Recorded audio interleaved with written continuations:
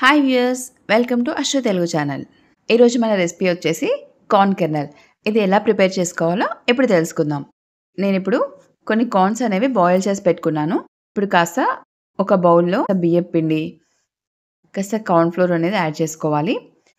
సరిపడేంత కారం, ఉప్పు, కాస్త ధనియాల పొడి, అలాగే కాస్త కొత్తిమీర, పుదీనా, అలాగే నేను ఆల్రెడీ బాయిల్ చేసి పెట్టుకున్న కార్న్స్ అనేవి వాటికి కాస్త కార్న్ ఫ్లోర్ అనేది యాడ్ చేసి పెట్టాను.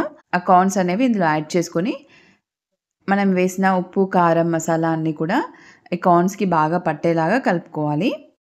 ఇక నేను కాస్త వాటర్ అనేది యాడ్ చేస్తున్నాను. ఇలా కలుపుకున్నాక ఒక కడాయి పెట్టుకొని ఆ కడాయి వేడైన తర్వాత ఇవి అందులో వేసుకోవాలి.